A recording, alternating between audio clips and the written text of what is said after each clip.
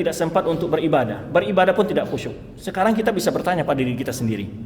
Bagaimana dengan kondisi ibadah kita dan sekarang ini dengan berbagai kondisi politik, ekonomi dan segala macam ini? Apakah ibadah kita dapat kita lakukan maksimal? Kadang-kadang sholat 5 waktu saja juga nggak khusyuk. Jangan menambah dengan sunnah-sunnah rawatibnya, ya kan? Dan begitulah. Ya, di antara fitnah itu adalah menyibukkan pikiran kita, ya, berkecamuk di dada dan pikiran kita, melihat kondisi masyarakat, melihat kondisi politik, ekonomi dan situasi sosial masyarakat, sangat memprihatinkan sekali. Maka orang-orang yang punya ghirah, orang-orang yang kepeduliannya tinggi terhadap kehidupan beragama, terhadap membangun bangsa ini, dia akan menjadi sebuah pikiran berat bagi dia. Tapi kalau orang yang tidak peduli, ya dia akan cuek karena dia tidak peduli dengan urusan kaum muslimin, ya. Maka kata Rasulullah juga, man tiada yang tidak mementingkan urusan muslimin, falaysa minhum, maka dia bukan bagian dari mereka. Maka sebelum datang fitnah-fitnah yang lebih berat, jangankan untuk ya salat 5 waktu, mungkin sujud saja kita tidak sempat. Seperti yang terjadi di belahan dunia sana, ada orang-orang yang saban hari dia mengalami kesulitan dan kesusahan, ya, kekurangan air lah, kedingin lah, kepanasannya, kemudian kondisi keamanan yang tidak bisa diprediksi dan segala macamnya. Maka selagi hal itu belum kita hadapi dan kita masih sempat untuk beribadah, kata Rasulullah SAW, yaitu badiru bil amali fitnah, bersegeralah beramal soleh. Betapa banyak di antara kita menunda-nunda, ya, beramal soleh ini, ya, besoklah dan besoklah, nantilah dan nantilah, tanpa kita sadari waktu berlalu, tanpa kita merasa umur kita semakin berlalu dan berlewat terus, akhirnya tanpa dirasakan tulang sudah semakin lemah, adapun semangat, ada keinginan untuk beribadah, tenaga pun tidak mendukung lagi. Maka oleh sebab itu di sini disebutkan salah satu sifat para anbiya itu yang dicontoh oleh para umat mereka adalah innahum kanu yusari'una fil khairat. Sungguhnya mereka adalah orang-orang yang segera melakukan perbuatan-perbuatan kebaikan. Ya. Ini salah satu sifat yang harus dimiliki oleh seorang mukmin. Kemudian sifat mereka lagi adalah wa yad'unana raghaban wa rahaban. Mereka beribadah kepada kami dengan penuh harap dan cemas. Ya. Kata-kata raghaban ini banyak sinonimnya sebetulnya dalam bahasa Arab, tapi maknanya berbeda sebetulnya. Kita telah bahas sebelumnya itu masalah raja. Berharap juga berartinya. Tapi para ulama menjelaskan ar-raghbah yaitu akhas minar, yaitu ar-raja al-khas. Harapan yang khusus. Gitu. Ar-raja adalah harapan yang umum, tapi ar-raghbah, jadi karena luasnya bahasa Arab ini ya, sehingga mencari padanannya dalam bahasa Indonesia itu agak sulit. Padanannya dalam bahasa Indonesia itu agak sulit, ya, maka ulama pun menyebutkan ar-raghbatu, walaupun artinya sama-sama harapan dengan ar-raja, istilah yang telah kita bahas pada beberapa majlis yang lalu, tetapi ulama menjelaskan ar-raghbatu ar-raja'u khas, yaitu permohonan yang khusus, yaitu dalam kondisi saat beribadah. Wa yad'unana, mereka beribadah kepada kami dengan penuh harap dan cemas. Ya, penuh harap dan cemas. Jadi ulama menyebutkan ar-raja bukan hanya sekedar harap saja. Kita mungkin berharap, tetapi diharap adalah yang khusus yang diiri dengan amal soleh di saat dia beribadah. Wa yad'unana, doa ini sudah pernah juga kita jelaskan. Mereka beribadah di sini ada mencakup dua doa, doaul masalah wa doaul ibadah. Doaul masalah adalah permohonan dengan lisan. Allahumma firli, Allahumma hamni, Allahumma rzuqni, ya, permohonan dengan bentuk lisan itu namanya doaul ibadah. Ada doaul masalah, yaitu doaul masalah itu dengan lisan, yang kita katakan Allahumma firli, Allahumma arhamni, ya Allah ampuni aku, rahmatilah aku, ya. Adapun doaul ibadah, doa yang bentuk ibadah adalah yaitu salat, puasa, ruku', sujud dan seterusnya, baca Al-Qur'an, itu adalah doa ibadah. Maka ketika dia beraktivitas melakukan ibadah itu ada rasa harap yang tinggi kepada Allah Subhanahu wa taala. Apa yang diharap? Ampunan Allah, maghfiratullah, rahmat Allah, ya, berharap surganya Allah, berharap kasih sayangnya Allah. Sangat tinggi harapannya agar ibadah diterima Allah Subhanahu wa taala, agar ibadah diberi pahala oleh Allah Subhanahu wa taala. Tapi ada lagi ar-rahbah, ada rasa cemas. Rasa cemasnya gimana? Artinya harap-harap cemas.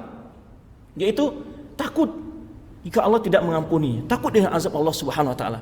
Sehingga rasa yang dua ini memotivasinya untuk yaitu membuat dia khusyuk dalam ibadah. Wa kanu lana khashiin. Ketika dia beribadah benar-benar khusyuk kepada Allah Subhanahu wa taala. Kadang kata-kata khusyuk ini pun ada dua juga. Maknanya hampir mirip, al-khudu' wal khusyuk. Khusyuk kata ulama itu mencakup adalah hal berkenaan dengan hati dan juga perbuatan badan kita, khusyuk, khasyik. Tergambar dalam ungkapan atau dengan kondisi badan kita ataupun dengan hati kita. Adapun al-khudu' itu kata ulama hanya berkhusus dengan kondisi badan, fisik. Berkenaan dengan fisik. Tapi dalam bahasa Indonesia khudu' itu tetap berarti khusyuk ya, bermakna yang sama, mirip gitu. Dalam bahasa Arab maknanya hampir sama sebetulnya. Tapi pengertiannya begitu dijelaskan para ulama. Demikian pula ar-rahbah. Ar-rahbah artinya takut. Tapi ar-rahbah ini bedanya dengan khauf, karena rasa takut dalam bahasa Arab itu ada ibadah itu yang digunakan kata takut itu ada beberapa tiga. Yang pertama khauf, takut. Yang kedua al-khasyah, juga takut artinya. Khasyah. Kemudian apalagi ar-rahbah, rasa cemas. Ini juga takut artinya. Tapi dalam maknanya sebetulnya berbeda-beda sebetulnya pengertiannya.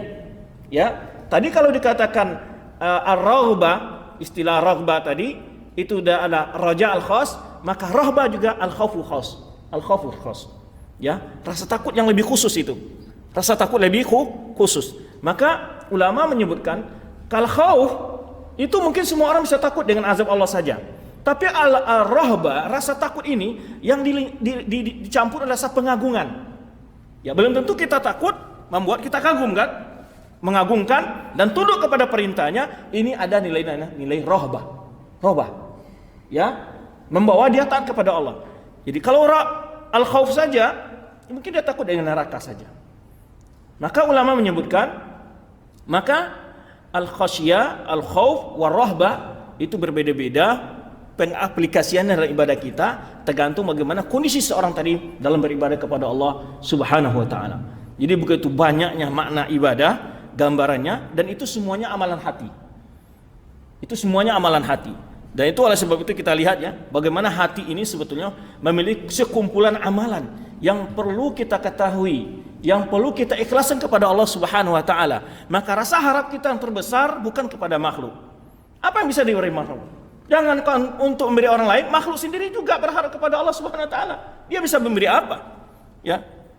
Kemudian rasa takut kita yang dapat menyelamatkan kita dari azab Allah Subhanahu wa taala, dari kemarahan Allah Subhanahu wa taala. Siapa yang bisa? Hanya Allah Subhanahu wa taala. Maka kita juga memohon perlindungan azab dari Allah Subhanahu wa taala.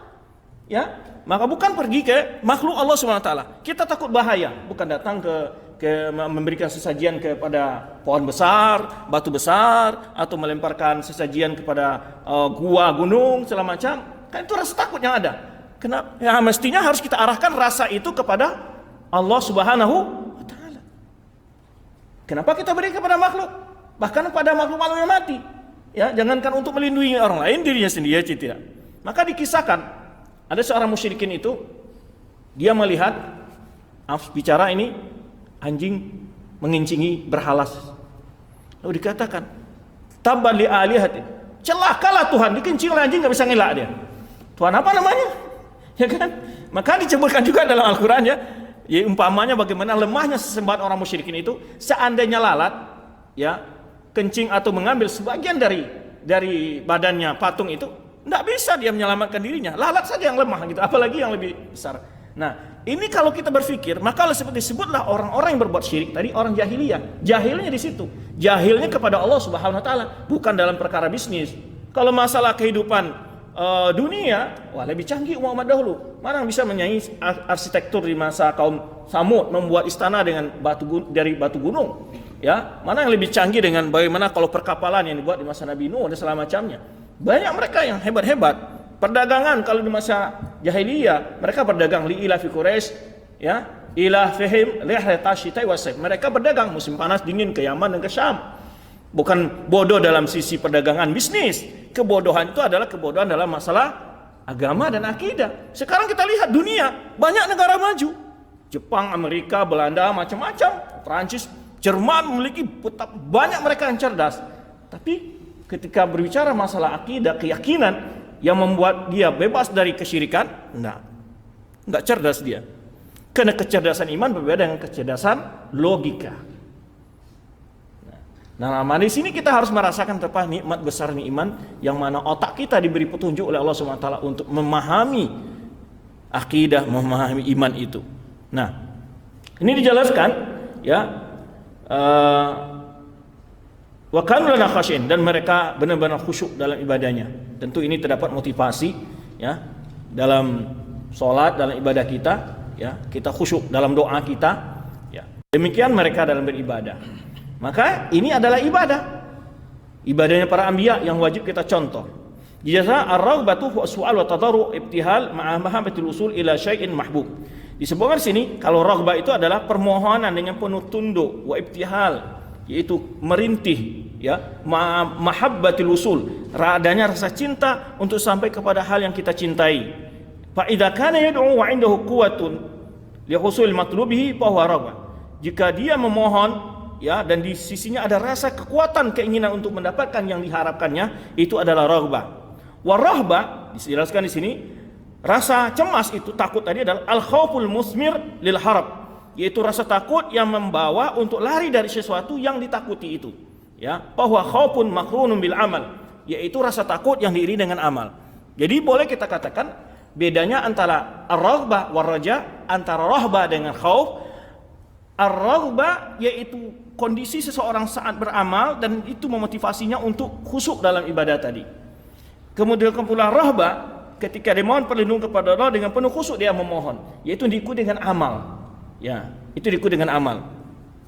Taib. Wal khusyuk huwa al-khudu' wa tadhallul. Al-khusyuk adalah tunduk dengan penuh menghinakan diri di hadapan Allah, bukan menghinakan diri di hadapan manusia. Kalau menghinakan diri di hadapan manusia enggak boleh, menghinakan diri di hadapan Allah disuruh kita, ya kan? Nah, wa tatamun li'azamatihi, dan merasa mengagumkan kebesaran Allah Subhanahu wa taala. Bihadza istaslim liqada'i. Nah, bentuknya bagaimana dia khusyuk itu dia benar-benar menyerah kepada keputusan Allah, baik takdir kauni ataupun perintah syar'i. Wa qaribun min al-khudu'. Dia sebutkan kata-kata khusyuk itu hampir dekat maknanya dengan khudu'. Itu juga maknanya dalam ibadah juga khudu', ya. Illa ana khudu', tetapi rasa khudu' ini juga artinya tunduk di sini, khusyuk juga artinya begitu, yaitu tapi khusus dengan badan, khudu', ya. Wal khusyuk, tetapi rasa khusyuk ini itu terdapat dalam hati dan pandangan dan juga suara. Ya, sangat menyibah dia dalam pemohonannya. Wa qauluhu ta'ala innahum kanu yusari'una fil khairat, al-maqsud bihim huna al-anbiya. Dimaksud para nabi, karena surat ini dalam ayat ini terdapat dalam surat Anbiya, yaitu mereka ada orang segera dalam melakukan amal-amal ketaatan, ya, dan memohon kepada Allah dengan penuh rasa harap, yatma'una fi ma indallah, berharap dengan segala apa yang di sisi Allah SWT dalam mencapai yang keinginannya. Warahban, rasa cemas dan takut itu adalah ketakutan dari azab Allah SWT. Maka dia mohon kepada Allah SWT dengan penuh harap terhadap rahmat Allah dan takut dari azabnya. Wa kanu lana khashi'in, artinya mereka adalah orang-orang yang khadi'in mutadzallilin, tunduk dengan penuh kehinaan, mutawadhi'in dengan penuh tawadhu kepada Allah Subhanahu wa taala. Itu pengertian dari ibadah-ibadah ini, yaitu ar-raghbah wa rahbah wal khusyuk. Baik. Nanti akan datang lagi al-khasyah, ya. Jadi istilah itu ada al-khauf wa rahbah wal khasyah. Tapi dalam bahasa Indonesia semua artinya takut, ya. Wa fil ayat daradun ala mutasabah. Ini sedikit. Ayat ini adalah bantahan bagi orang-orang yang mengatakan kami menyembah Allah itu dengan rasa raghbah saja, harap kepada pahalanya saja. Ada orang begini dalam filsafatnya, dalam ibadahnya, seperti sebagian dari kelompok-kelompok mutasawwifah, kelompok-kelompok aliran sufi mengatakan kami beribadah kepada bukan karena harap kepada rahmatnya, bukan karena takut kepada azabnya. Dia katakan begitu. Kalau kamu masih masih beribadah karena harap pada rahmat Allah, masih takut kepada azab Allah, itu ibadahnya masih kurang menurut mereka. Tapi apa ibadah yang menurut mereka yang benar? Yang diiringi dengan rasa cinta saja, kata mereka. Ini adalah pemahaman yang keliru. Karena Allah memuji bahwa ibadah para anbiya yang paling sempurna ibadah mereka itu apa? Ada rasa harap, ada rasa takut. Nah, ini yang kita sebut kemarin bahwa rukun ibadah qalbiyah itu ada 3. Al-mahabbah wal khaufu war raja. Cinta ibaratkan oleh para ulama bagaikan burung dalam ketika dia berterbang di udara. Al-mahabbatu ra'suha. Rasa cinta adalah kepala dari burung ini. Wal raja wal khauf al janahani. Rasa takut dan rasa harap itu bagaikan 2 sayap. Tidak boleh lebih dari kalau sayap satu rusak, ini membuat terbangnya tidak sempurna. Demikian pula dalam ibadah kepada Allah, rasa harap dan rasa takut harus seimbang. Kalau dia hanya rasa harap saja, maka dia jatuh dalam pemahaman Murji'ah, yaitu orang berani membuat maksiat lalu dia katakan Allah Maha Pengampun. Ada orang mengatakan itu, Allah kan Maha Pengampun, sehingga dia berani berbuat maksiat. Ini paham Murji'ah yang dia hanya melihat apa? Ibadah dengan raja saja. Ada ibadah dan khauf, rasa takut yang muncul dalam dirinya lebih besar, sehingga lupa bahwa Allah itu Maha Pengampun, Allah itu azabnya keras ini, sehingga dia ekstrim dalam hal ini. Jadilah dia masuk ke mazhab Haruri, ke mazhab ekstrim dalam pengkafiran, mazhabnya orang Khawarij. Nah, kemudian ada orang beribadah dengan mahabbah saja, dia tidak ada rasa harap, tidak ada rasa takut, cinta saja. Bahwa ibadah zindik, ini ibadahnya orang-orang zindik.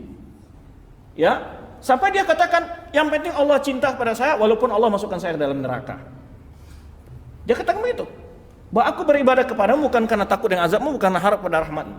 Maka ini orang adalah bukan cara yang benar dan beribadah kepada Allah Subhanahu wa taala. Ibadah yang benar yang mana digambarkan ibadahnya para anbiya oleh Allah Subhanahu wa taala, ada raghbah, ada rahbah, adanya mahabbah. Baik. Kemudian dijelaskan, ayat ini menunjukkan 3 macam dari bentuk macam ibadah. Ya, barang siapa yang memindahkan salah satu, memalingkan salah satu dari ibadah kepada selain Allah, sungguh dia telah jatuh kepada perbuatan kesyirikan. Taib. Al-khasyah. Taib. Kemudian wadal khasyati. Pembahasan berikutnya tentang khasyah. Itu tadi pembahasan tentang apa? Khusyuk ya. Jelaskan di sini. Kemudian dalam ayat tadi, innahum kanu yusari'una fil khairat wa yad'unana raghaban wa rahaban wa kanu lana khashi'in. Sesungguhnya mereka itu orang-orang segera melakukan kebaikan dan ketika beribadah kepada kami penuh rasa harap dan cemas, dan juga orang-orang yang khusyuk kepada Allah SWT ketika beribadah. Dalam pelajaran ayat ini terdapat kita ambil sebuah pelajaran bahwa seorang dai itu mesti dia menghubungkan antara rasa raghbah kepada rahmat Allah SWT dan rasa takut kepada azab Allah SWT.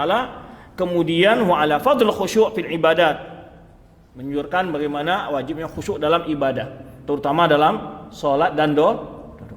Maka juga disebutkanlah hadis bahwa Allah tidak melihat doa orang yang qalbu ghafil, dia berdoa tapi hatinya kemana-mana gitu ya. Harus ada kekhusyukan dalam ibadah kita. Taib. Ini berapa penjelasan dari yang berkenaan dengan apa? Al-raghbah wa rahbah wa khusyuk. Kemudian wa dalil khasyati, ibadah yang berikutnya. Selesai dari pembahasan al-raghbah wa rahbah wa khusyuk. Ini macam-macam ibadah yang dirinci. Al-khasyah tetap artinya tadi kita rasakan ada artinya takut ya. Tetapi di sini lakinnaha akhassu minhu. Ini lebih khusus lagi. Kenapa? Rasa takut yang diiringi dengan ilmu, ya, ada orang takut bukan karena dengan ilmu, hanya takut saja karena dapat informasi ini berbahaya. Tapi dia tidak rinci apa yang harus ditakuti dan bagaimana dia mengenal sesuatu yang ditakuti itu. Maka oleh sebab itu Allah mensifatkan para ulama itu orang yang khasyah. Innama yakhsyallaha min ibadihil al-ulama. Sesungguhnya orang-orang yang takut kepada Allah, takut ini lebih dari khauf. Itu khasyah khas, itu khauf khas, yaitu sungguhnya yang orang benar takut kepada Allah itu adalah para ulama. Mestinya begitu. Para ulama itu harus lebih takut kepada Allah Subhanahu wa taala dalam menjadi penjelasan agama kah? Jangan memberi sesuatu yang tidak ada dalilnya, mengatakan sesuatu yang tidak ada sumbernya, ya. Ini bahaya sekali. Karena salah satu dosa yang terbesar adalah wa antaqulu 'alallahi ma la ta'lamun. Engkau berbicara dalam agama ini kamu tidak punya ilmu. Ini bahaya sekali, terutama tuduh. Seorang ulama hendaknya dia takut memberikan sebuah argumentasi, sebuah penjelasan, sebuah statement kalau bukan berdasarkan dalil. Harusnya lebih takut. Kenapa? Karena satu kalimat yang membuat orang salah memahami agama dan kemudian kalimat itu diamalkan dan berapa orang dapat mengamalkannya dan terpengaruh dengan pemikiran itu, sungguh mendapat dosa jariah, bukan pahala jariah. Itu bahasa. Maka oleh sebab itu kalau kita lihat ada para sahabat ketika memberikan fatwa, mereka takut sekali berfatwa. Maka kalau masih ada orang yang bisa mengajukan dia tidak mau lebih dulu cepat menjawab. tanyalah kesimpulan, sampai kembali lagi pada orang yang tanya pertama tadi, karena saling menolak untuk memberikan jawaban. Oleh itu para ulama menjelaskan, tidaklah wajib bagi seorang alim untuk menjawab sesuatu jika ada orang lain yang memahami hal itu. Tidak wajib, kecuali memang tidak ada dan dia tahu. Kalau dia tidak jawab, ini termasuk menunjukkan kebenaran. Tapi kalau masih ada orang lain, ya boleh enggak aja dia. Boleh aja dia mengilang. Kalau ada orang lain bisa menjelaskan masalah itu, dia boleh mengilang dengan khasyah, yang takut kepada Allah Subhanahu wa taala. Fa yakhafu bil al-mabni ala al-ilm. Itu rasa takut yang dibangun di atas dasar ilmu, bi azamati may yakhshahu, kebesaran zat yang dia takutin. Wa kamal sultani, sempurnanya kekuasaan Allah Subhanahu wa taala. Lidzalika, karena inilah Allah mengkhususkan para ulama dengan sifat khasyah tadi. Sebenarnya firman Allah Subhanahu wa taala menyebutkan innama yakhsyallaha min ibadihil ulama dalam surat Fatir ayat 28. Sesungguhnya yang benar-benar takut kepada Allah itu dari hambanya adalah para ulama. Nah, ini perlu juga kalau kita jabarkan bagaimana kondisi para ulama-ulama hari ini, perlu juga. Kadang-kadang kita mungkin akan dianggap sebagai suatu ungkapan ya yang kurang sopan gitu, melihat bagaimana para ulama ya, apabila ulama rasa takutnya kepada Allah sudah hilang, maka dia akan mengatakan sesuatu yang mungkin tidak ada dalilnya atau membalik fakta dan menuduh, memfitnah dan segala macamnya. Taib. Tentu ulama itu ada dua, ulama al-haq, ulama as-su. Ulama yang benar-benar ulama, ada lagi ulama as-su. Maka oleh sebab itu kita juga berhati-hati. Rasulullah menyebutkan bahwa satu hal yang perlu takut kepada ini adalah yaitu a'immatul mudillin, yaitu pemimpin atau tokoh-tokoh yang menyesatkan. Ini barangkali fitnahnya juga banyak kita saksikan. Kemudian wa nahallahu al-muslimin an khasyatil kafirin. Allah melarang orang-orang muslim ini untuk tergentar takut kepada orang kafir. Dan Allah menyuruh orang muslim itu untuk takut kepada Allah semata, ya, yang tidak ada sekutu baginya. Fala takhshawhum wakhshawni. Jangan engkau takut kepada mereka, takutlah kepada aku, kata Allah Subhanahu wa taala. Fala takhshawhum wakhshawni. Qala Imam Sa'di menjelaskan dalam tafsirnya, al khauf wal khasyah wal khudu' wal ikhbat wal wajal. Ini kalimat-kalimat, ya. Sebenarnya wajal itu juga mirip dengan rasa takut. Sebenarnya Allah sebutkan kisah kanan dalam surah Al-Anfal. Wa idza tuliyat 'alaihim ayatu innamal mu'minuna alladziina idza dzukirallahu wajilat qulubuhum. Sesungguhnya orang beriman itu apa dibacakan kepada mereka ayat Allah, ya, idza dzukira, jika disebut nama Allah, wajilat qulubuhum. Wajal ini mirip dengan rasa takut juga. Langsung hatinya bergetar membesarkan Allah Subhanahu wa taala. Itu wajal. Nah, ma'aniha mutaqaribah, artinya hampir berdekatan. Fal khaufu yamnal an maharimillah. Lalu dijelaskan rinci. Rasa takut membuat orang jauh dari melakukan hal-hal yang diharamkan Allah Subhanahu wa taala. Wa tusyariku al khasyah fi dzalika. Rasa khasyah, takut juga tadi masuk ke dalam hal itu, tapi menambah rasa takut yang ditambah dengan mengenal Allah Subhanahu wa taala. Ditambah dengan ilmu. Adapun khudu' wal ikhbat wal wajal, yaitu khudu' tunduk, ikhbat rasa gentar dan rasa wajal tadi, kegetaran dalam hati tadi, fa innaha tansha'u an khaufi wa khasyah lillah. Nah, ini lebih tinggi lagi, muncul dari rasa takut dan khasyah kepada Allah Subhanahu wa taala, khauf wal khasyah. Fa yakhda'u al-'abdu lillahi wa yakhbitu ila rabbih muniban. Maka seorang hamba dia benar-benar tunduk kepada Allah Subhanahu wa taala dan benar takut kepada Rabbnya, muniban, kembali kepada Allah biqalbihi, dengan hatinya, wa yahdithul wajal, dan membuat rasa takut kembalinya itu menggetarkan hatinya.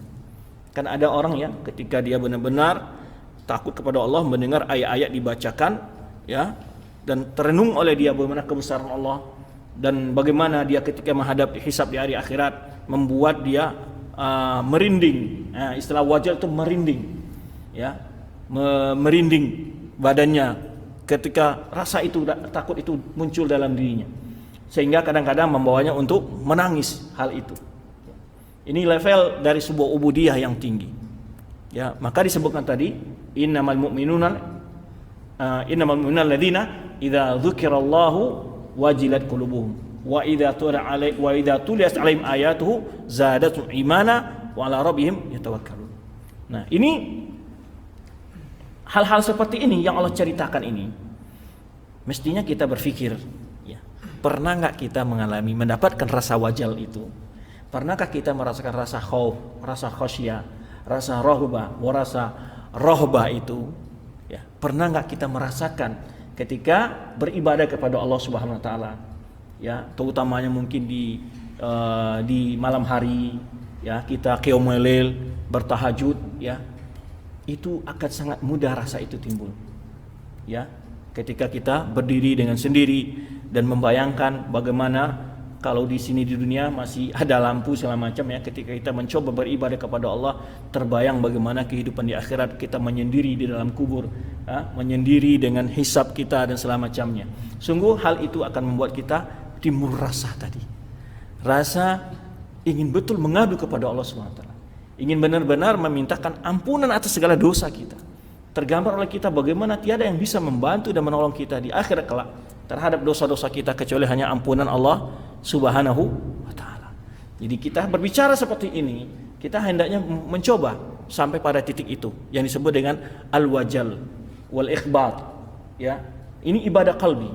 Tetapi ada orang syirik dengan ini. Kenapa? Ada dia ketika mendekati patung, mendekati kuburan atau mendekati batu, takut nggak dia? Bergetar dia kan? Menggigil dia kan? Nah ini khauf yang tadi, yang makanya ini syirik ini. Ada orang ketika dia makhluk saja dia gigil gitu, ketakutan dia, keluar keringat dinginnya kadang-kadang ketika lihat mendekati sesuatu yang dianggap angker gitu ya. Kan ada itu. Nah ini sebetulnya ibadah qalbiyah yang orang tidak menyadari, di mana dia tidak tanpa merasa jatuh ke dalam kesyirikan dalam sifat wajal tadi itu. Maka ini dijelaskan, ibadah-ibadah yang kita sebutkan ini hendaknya jangan sampai terjadi kesyirikan di dalamnya. Nah itu yang kita bahas. Taib. Masih ada waktu? Masih ya? Wa amal khusyuk wa khutur qalbi. Adapun khusyuk itu adalah hadirnya hati. Waqta talabusuhu bi taatillah. Jadi benar-benar bagaimana khusyuk itu artinya hadirnya hati kita waktu saat melakukan ketaatan kepada Allah. Hadir benar. Hadir hati itu. Maksud hadir hati itu apa? Sesuainya antara yang kita ucapkan dengan apa yang sedang kita renungkan dalam hati. Kadang-kadang kita macam alhamdulillahirabbil alamin, terfikir saja ada tugas yang belum selesai. Ya kan? Atau kalau ibu-ibu masih teringat bagaimana nanti sambal membuat apa gitu ya. Mau buat apa, ikan mau digoreng apa digulai gitu. Ini tidak kompak, tidak ketemu antara lisan dengan hati. Jadi itu hadir hati itu dengan apa yang diungkapkan dengan lisan. Ini definisi khusyuk yang sederhananya biar mudah dipahami, yaitu apa yang dibaca oleh lisan kita ikut dipahami oleh hati. Hadirnya hati saat beribadah kepada Allah SWT. Nah ini yang disebut dengan tingkatul ihsan. Tingkat ihsan itu adalah tingkat yang paling tinggi, al-islam wal iman wal ihsan. Maka ketika Rasulullah SAW ditanya oleh Jibril, akhbirni anil ihsan, tolong beritahu aku tentang ihsan. Itu adalah tingkat ibadah yang tinggi. Itu ada dua tingkat ihsan itu.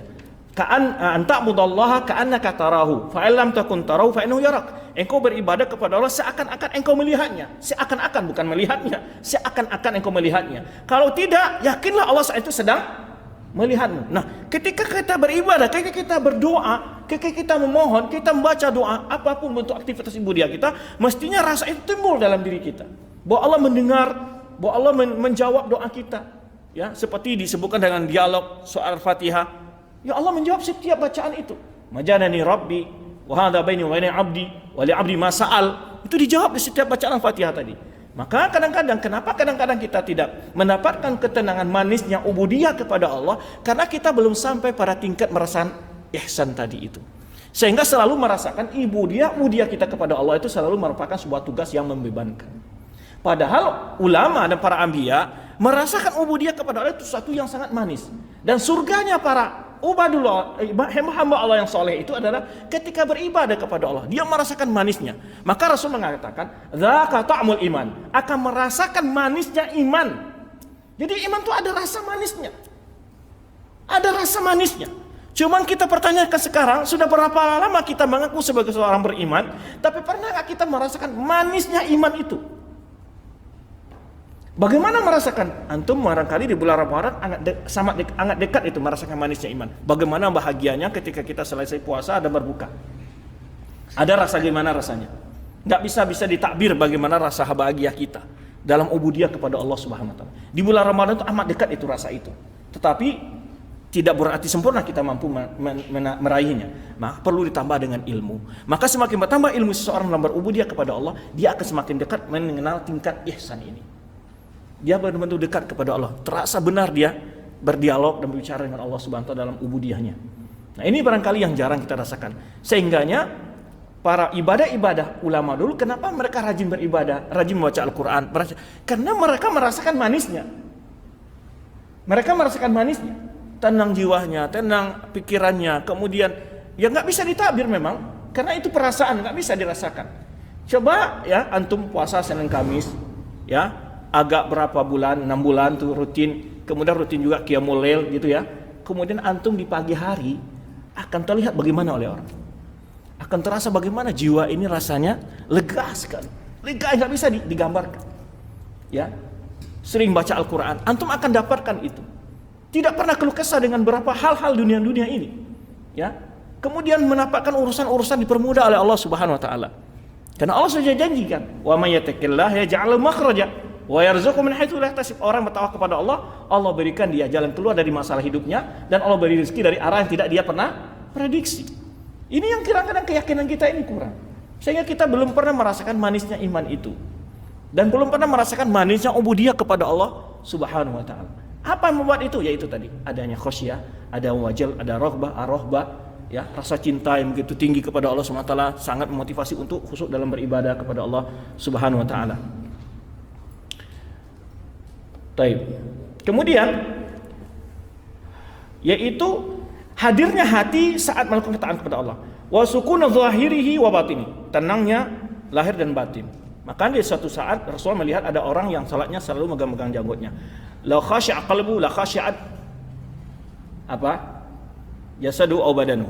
Kalau seandainya itu hatinya, sungguhnya dia tidak bermain-main, tangannya akan terlihat khusyuk juga.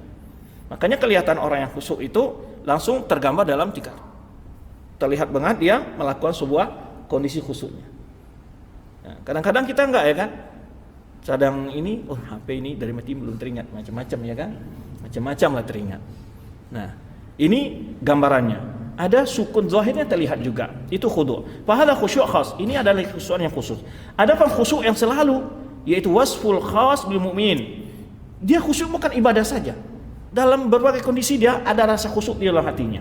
Khusyuk bagi orang iman yang itu muncul dari kesempurnaan ilmu seorang hamba kepada Allah Subhanahu wa taala dan muraqabah, selalu diawasi Allah Subhanahu wa taala. Merasa selalu diawasi, selalu dilihat Allah, selalu didengar Allah, selalu diperhatikan Allah. Ini nilai ini yang jarang luput dari dada kita, dari iman kita. Tapi untuk merasakan rasa ini ada nggak? Ada. Antum merasakan di bulan Ramadan, bagaimana antum selalu merasa di siang hari, merasa apa rasanya? Allah selalu melihat kan, memperhatikan, mendengar, sehingga kita selalu tidak mau melakukan tindakan-tindakan yang akan dapat merusak puasa kita. Walaupun kita tidak ada yang melihat kita ya kan, di rumah sendirian atau bagaimana, ya bahkan di kamar mandi saja kadang-kadang ketika menggosok gigi pun hati-hati jangan sampai ada yang itu bagaimana tuh nilai muraqabah yang tinggi itu. Makanya ibadah puasa itu kenapa diwajibkan kepada setiap umat, karena pembinaan mental khusyuk tadi, muraqabatullah itu sangat besar pengaruhnya. Sebulan lamanya itu rasa itu dibina kepada kita. Tapi kadang-kadang kan rasa itu tidak mantap, tidak setelah pergi Ramadan, rasa itu pun hilang lagi ya kan. Nah, ini sebetulnya yang harus ditingkatkan. Itu yang tadi ihsan tadi. Selalu dilihat Allah dalam berbagai kondisi. Kalau begini seandainya nilai keimanan kita akan jauh dari bergunjing, dari berbohong, dari bertindak berbuat maksiat, karena selalu berasa dilihat Allah Subhanahu wa taala. Jangankan merasa dilihat Allah taala, dalam suasana, dalam suatu komplek yang ada CCTV saja, betapa kita selalu tidak mau berbuat sesuatu. Bagaimana dengan Allah Subhanahu wa taala yang selalu melihat kita kapan dan di mana saja kita. Baik. Kemudian, nah, faistaula dzalika al qalb, sehingga rasa diawasi Allah itu sangat menguasai hati, yaitu kama stastaulal mahabbah, sebenarnya juga rasa cinta dia kuasai oleh hatinya. Baik. Kemudian wal inabah. Masih ada waktu? Ya. Ada namanya inabah, kembali. Al inabah, kembali. Apa pengertian inabah? Apa perbedaan antara inabah dengan taubah? Taubah juga kembali. Ya. Ini ulama membedakan di sini. Al-inabah fil ar-ruju', yaitu wa anibu ila rabbikum wa aslimu lahu, kembalilah kepada Rabbmu dan kembalilah, serahkanlah, tunduklah kepadanya. Wa dal inabah, ini rasa ngerujuk ini kembali kepada Allah, itu firman-Nya wa anibu ila rabbikum wa aslimu lahu. Kembalilah kepada Rabbmu dan tunduklah kepadanya, dalam surah Az-Zumar ayat 54. Istilahan makna dari inabah itu apa? Rujuk ilal haq, kembali kepada Allah Subhanahu wa taala, ma'irfaqiha bil amal saleh. Bukan sudah kembali tapi diiringi dengan amal soleh. Bertaubat, iya, taubat yang diiringi oleh amal soleh. Maka dalam surah Al-Furqan Allah tegaskan, wa man taba wa man amana wa amila illa man taba wa amana wa amila amalan salihan. Kecuali orang ya, illa man taba, orang taubat, beriman dan beramal soleh. Dikaitkan dengan amal soleh. Ini taubat yang sempurna. Nah, rasa kembali ini yang diiringi amal soleh disebut inabah. Berkata Ibnu Qayyim menjelaskan di sini, wahya salastatu asya. Ada 3 sisi kata beliau. Ar-ruju' ilal haq islahan, kembali kepada Allah dalam rangka memperbaiki diri. Kemudian ya, sebagaimana juga kembali kepada Allah i'tidzaran, kembali kepada Allah memohon ampunan. Ya, kemudian warju ilaihi wafa'an, kembali kepada Allah untuk memenuhi janji-janji kita kepada Allah Subhanahu wa taala. Kama raja'a ilaihi ahdan, ya. Kemudian warju ilaihi halan, kondisinya juga demikian. Kama raja'at ilaihi ijabatan, kembali juga dalam memohon permohonan yang Allah beri kepadanya. Demikian insyaallah al-inabah kita akan lanjutkan pada pertemuan yang akan datang. Pembahasan ini yaitu al-inabah, itu apa makna dari maksud dari kembali kepada Allah Subhanahu wa taala. Wallahu a'lam bishawab. Wassalamualaikum warahmatullahi wabarakatuh.